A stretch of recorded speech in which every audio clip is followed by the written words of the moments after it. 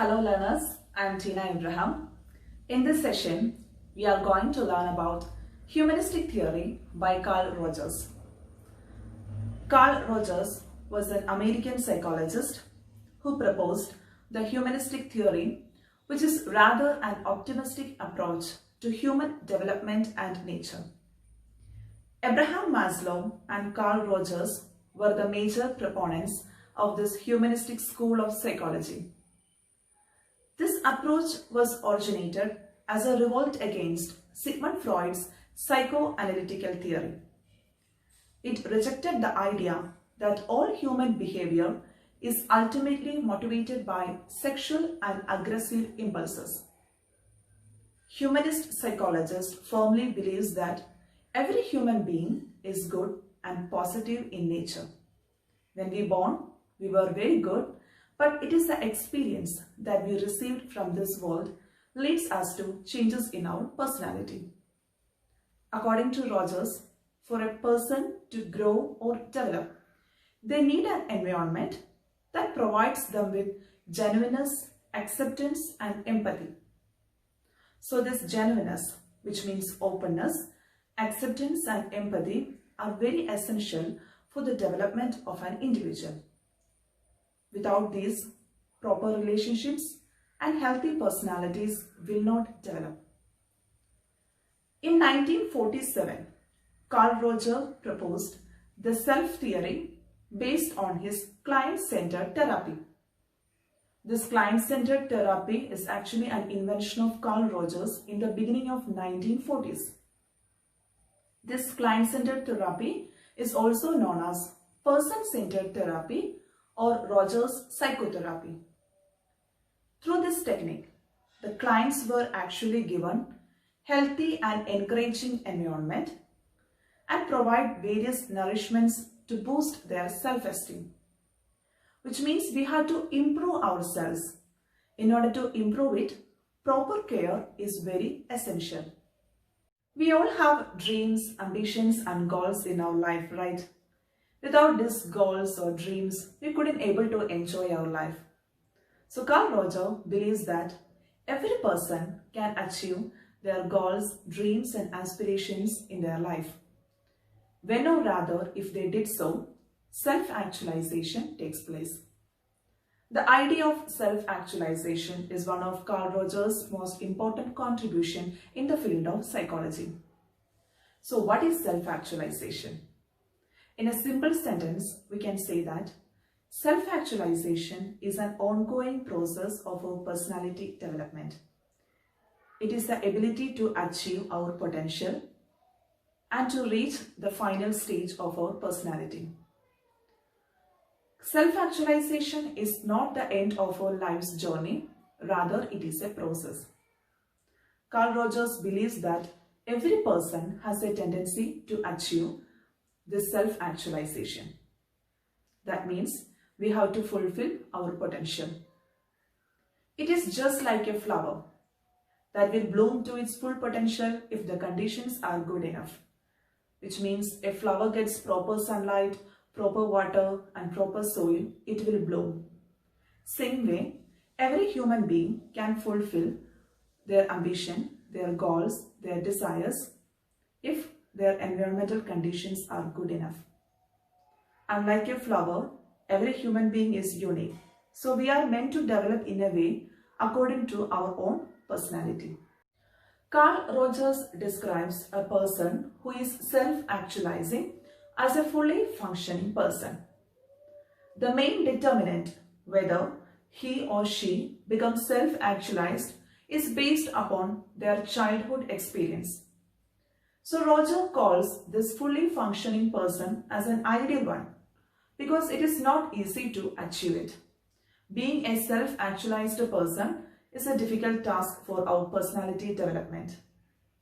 So Rogers characterized the personalities of this fully functioning person in 5 different ways.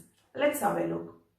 First one, open to experience, which means a person should understand his own self, both positive and negative emotions.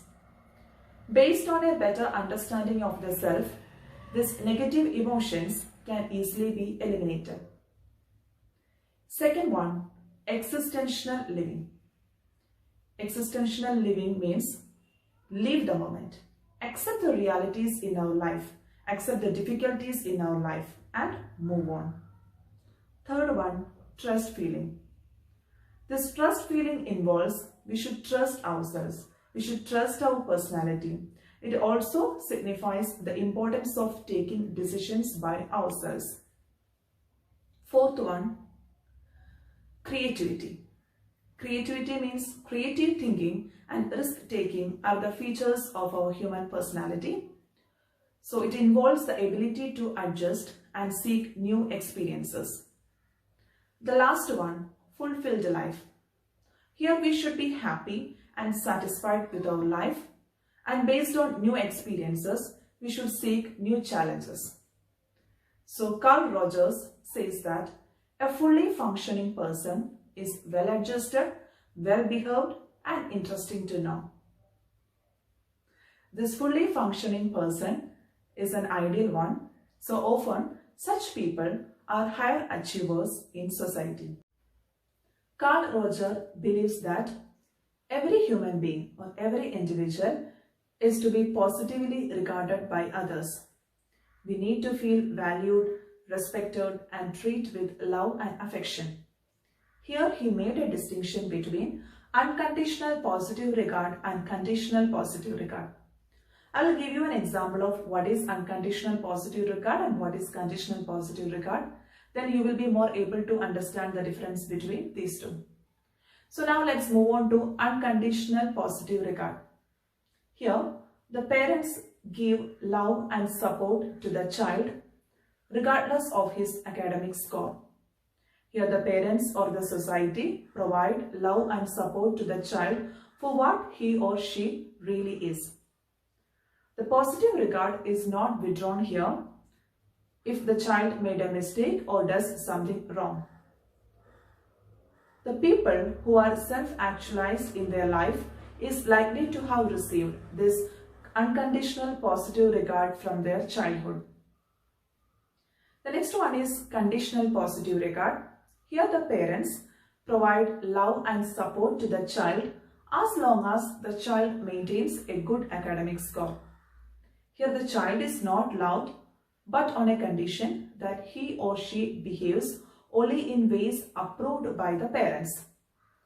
Some people who always need approval from others is likely to have received this conditional positive regard from their childhood. Now we are going to learn about the idea of self by Carl Rogers. Carl Rogers' self-theory states that our personality is a function of interaction between two systems, that is, the organism and the self. These are the forces operating in the world of an individual's subjective experience called the phenomenal world.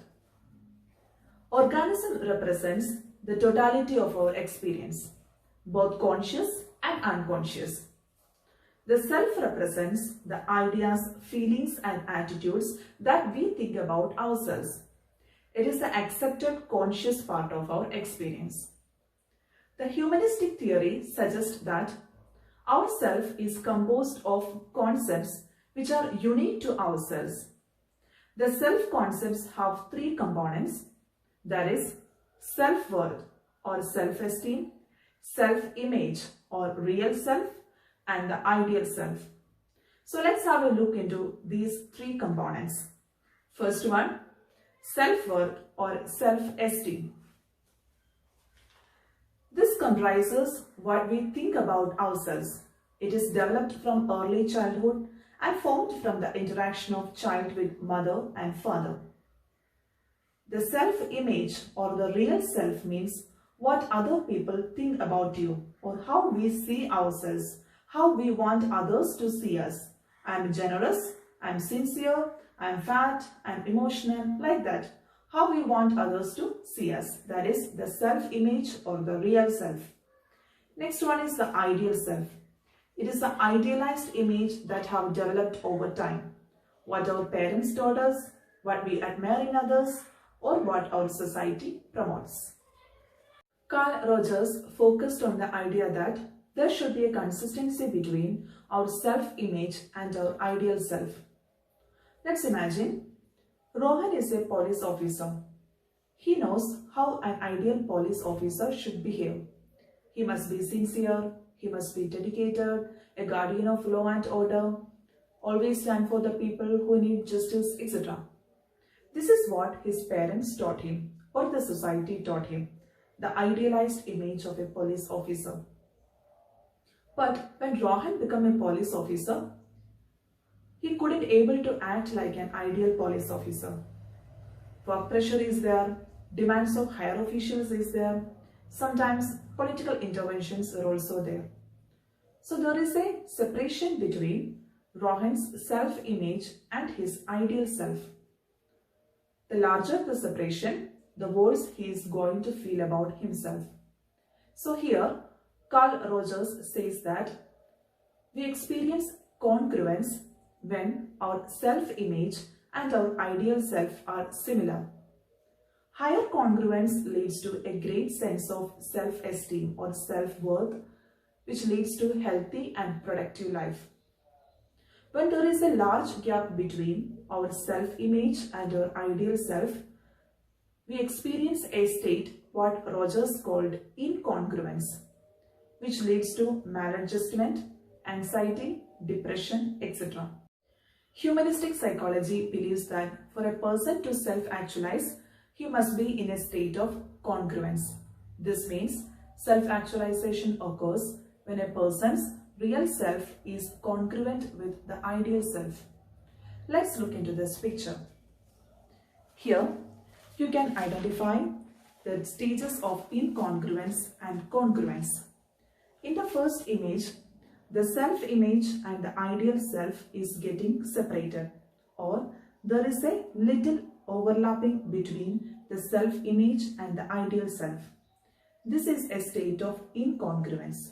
Here, self-actualization is difficult. In the next image, you can see the self-image is similar to the ideal self. There is a more overlapping. Here, the person can self-actualize.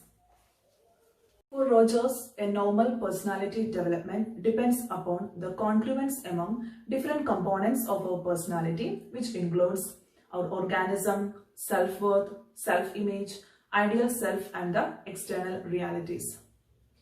I think now you may have understood what Carl Rogers' humanistic theory is focused on. I hope it will be very helpful for you to prepare the LPUP cadet exam. Thank you.